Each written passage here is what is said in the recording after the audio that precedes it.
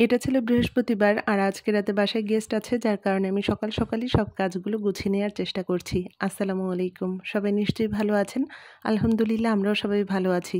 যেদিন বাসায় গেস্ট থাকে তার আগের দিনই কিছু কাজ গুছিয়ে রাখার চেষ্টা করি। তবে আজকে রাতে তো সবাই একসঙ্গে খাওয়া-দাওয়া করব। যার কারণে সকাল সকালই যেদিন আর কি রান্নাবাড়া করব সেদিন সকাল থেকে একটু গুছিয়ে নিচ্ছি। আর দুপুরে যদি খাবারের আয়োজনটা করা হয় দেখা যায় আগের দিন একটু গুছিয়ে রাখতে হয়। খাবার আয়োজন যেহেতু রাতে করব তাই সকাল থেকেই সবকিছু গুছিয়ে নিচ্ছি। আমার ছোট ননদ বিরিয়ানি তারপর চিকেন ফ্রাই এগুলো পছন্দ করে, তাই ও আসার পরপরই এগুলো করেছিলাম। এখন আবার ননাস এসেছে। তো ভাবলাম যে সবাই একসঙ্গে খাওয়া-দাওয়া করি। আপনাদের ভাইয়া গতকাল রাতে বাজারে গিয়েছিল। অনেক কিছু বাজার করে নিয়ে এসেছে। বড় একটা মাছ নিয়ে এসেছিল। আর মুরগি নিয়ে এসেছিল রোস্টের জন্য অনেকগুলো। তো এখানে আমি মুরগিগুলো ভালোভাবে ধুয়ে-টুয়ে একদম ভেজে নিচ্ছিলাম যে বিকেলবেলায় দুপুরে খাওয়া-দাওয়ার পরে বিকেলই সব রান্নাগুলো শেষ করে ফেলবো।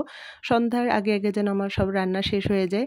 সকাল সকাল আমি কাবাবটা গুছিয়ে ডিপ ফ্রিজে রেখে দিয়েছি আর রোস্টের মাংসগুলো ভেজে রেখে দিয়েছি।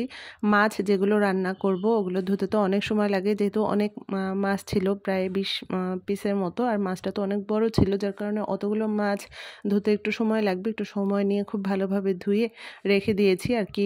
দুপুরবেলা খাওয়া-দাওয়ার পরে তারপরে রান্নাটা বসিয়ে দেব। তো এখানে আমি মাছের মাথা রান্না করব, সেইজন্য সব মশলাগুলো দিচ্ছিলাম। মাছের মাথাটা খুব ভালোভাবে ধুয়ে নিয়েছিলাম আর সঙ্গে মাছের যে পেটিটা ছিল সেটা নিয়েছি। তারপরে ২-৩ পিস কোলের মাছ দিব, লেজটা দিব। তো মাছের মাথা আমি যেভাবে রান্না করি আরকি, মাছের মাথার সঙ্গে কয়েক পিস মাছ দিয়ে এভাবে রান্না করি। মাছের মাথা দেখা যায় যে বড় মাছের মাথা অনেকে তো মুড়িঘন্ট করে, কিন্তু আমি এভাবেই রান্না করি আর এভাবেই আমার বাসায় সবাই পছন্দ করে। তো মাথাটা আগে ভেজে নেওয়ার দরকার ছিল, কিন্তু আমি আর মাথাটা ভাজলাম না, যে মাথাটা ভাজতে গেলে আবার অনেকটা সময় লাগবে। কারণ আজকে অনেক কাজ আছে আর সবকিছু দুপুরে রান্না খাওয়ার জন্য তো কিছু রান্না করতে হবে। তো এখানে মাছের মাথাটা যেই পাতিলে নিয়েছিলাম সেই পাতিলটা তো অনেক বড় ছিল। তারপরেও আর কি মাথা দেওয়ার পরে মনে হচ্ছিল যে পাতিলে ধরছে না। আর কি মাছটা অনেক বড় ছিল। আর এই মাথাটা একটু সময় নিয়ে আস্তে কষাতে হবে, যেহেতু ভেজে নিতে পারলাম না। আর এটা একটু সময় নিয়ে কষানোর পরে যখন মাথাটা ভেঙে যাবে তখন এই মাথার যে বড় কাঁটাগুলো আছে ওগুলো ফেলে দিলে অনেকটা কমে যাবে। তো এরপরে মাথাটা একটু সময় আমি মশলাতে কষানোর পরে তারপরে কোলের মাছ, তারপর লেজ এগুলো সব দিয়ে দিয়েছিলাম। আর এগুলো দিয়ে অনেক সময় নিয়ে ওই মশলার সঙ্গেই কষাতে যখন আর কি ভেঙে যাচ্ছিল মাছগুলো, তখন কাঁটাগুলো আস্তে তুলে ফেলে দিয়েছিলাম। আর কি যতদূর পারা যায় বড় কাঁটাগুলো তুলে ফেলে দিয়েছি। আর এর মাঝে আমি কিন্তু আলু তারপর একটু টমেটো দিয়েছি।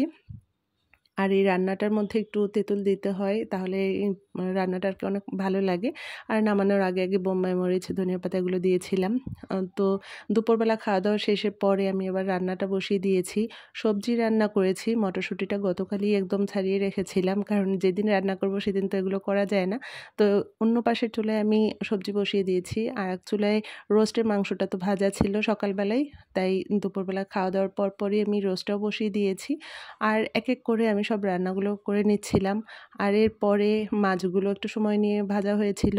আর বড় একটা পাতিলে আমার শাশুড়ির কাছ থেকে শিখেছিলাম যে বেশি পরিমাণে যখন অনেক মানুষজন একসঙ্গে হয় আর কি খাওয়া-দাওয়ার জন্য বেশি পরিমাণে মাছ নিতে হয়, তখন মাছটা ভাজার পরে একটা বড় পাতিলে ছড়িয়ে দিয়ে তারপর মশলাটা খুব ভালোভাবে কষিয়ে নিয়ে ওপর দিয়ে মশলাটা দিয়ে তারপরে রান্না করতে হয়, তাহলে মাছগুলো আর ভাঙে না। তো সেভাবেই আমি মাছটা রান্না করেছি।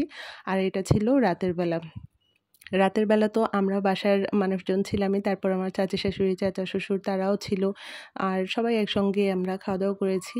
আর এটা আমার ননাস আসা উপলক্ষে রান্নাবাড়া করেছিলাম। গরুর মাংস, রোস্ট, কাবাব, তারপর মাছ ভুনা, সবজি, ডাল, পোলাও এগুলো রান্না করেছিলাম। একে একেকজন আর কি টেবিলে বসে খাওয়া-দাওয়া হচ্ছিল। আর আমি একটু পরপর আবার নতুন করে সব তরকারিগুলো বের করে দিচ্ছিলাম। আর টেবিলে খাবার দেওয়ার পর দেখা যায় যে আপনাদের ভাইয়াই সবাইকে খাবারটা সার্ভ করে। আমার আর ওইখানে থাকতে হয় না। আর এরপরে তো খাওয়া-দাওয়া শেষ করতে অনেকটা রাত হয়ে গিয়েছিল। সব শেষে আমার চাচা শাশুড়ি, আমি, তারপর লাকি আপা আমরা খেয়েছিলাম। আর এরপরে এটা ছিল অনেক রাতে। সবার খাওয়া-দাওয়া যখন শেষ হয়ে গেছে তখন জসিম ভাই উমরা হজে গিয়েছিল। তো সেখান থেকে খেজুর, চকলেট তারপর জায়নামাজ নিয়ে এসেছিল। স্বর্ণা এগুলো নিয়ে এসেছিল আরকি সন্ধ্যাবেলা। তো সেগুলি আমি দেখছিলাম। আর এটা ছিল শুক্রবার।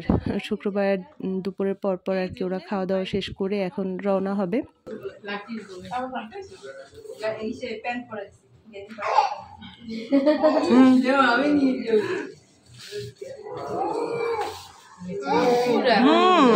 যাবি আমি যাই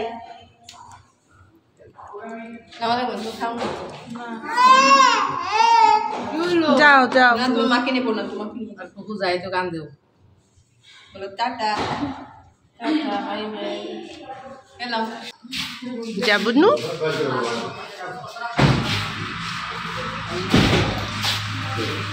আরে লাবু চলে গেছে আমাদের সাথে হ্যাঁ হ্যাঁ পাল্টাই গেল লাবু যাবে খাবার আছে না যাবি আর থাক লাকিপার সাথে যাবে লাবু চলে যাবে লাবু আপনি তো খুশ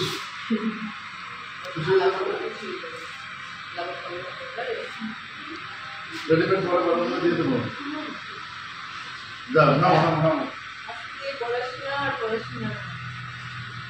না না 2-3 দিন সময় লাগবে না বলতেছে এখন আর ভালো হয়নি এতদিন অনেক তাড়াতাড়ি করে পড়ে যাই ভেগে সময় লাগে এখন তাড়াতাড়ি করে সারাদিন তোমাকে আমি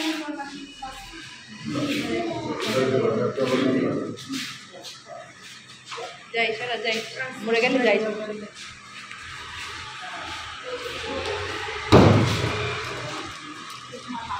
কাকি যাই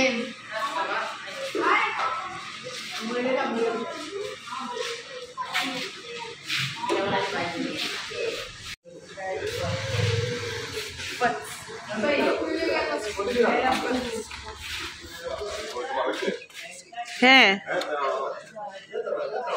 খাই নাই তো ইফাত ভাই তো খাইতে পারে না আমি তো সাজি এখন না খেয়ে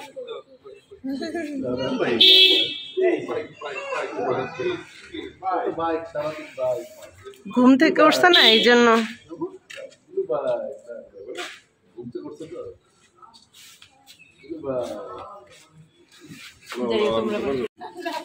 আল্লাহ হাফিজ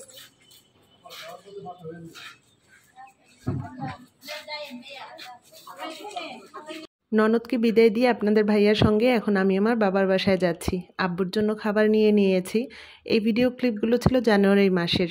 এই দিনটা ছিল শুক্রবার 31শে জানুয়ারি। আজকে আমার মায়ের মৃত্যুবার্ষিকী। আব্বুর জন্য দুপুরে খাবার নিয়েছি। আপনাদের ভাইয়া আম্মুর কবরটা জিয়ারত করে চলে যাবে। আমি আব্বুর খাওয়া শেষ হলে চলে আসব। আজকে তাহলে এখানেই রাখছি, আবার অন্য কোনো ব্লগে গল্প করতে চলে আসব। সবাই ভালো থাকবেন। খোদা হাফেজ।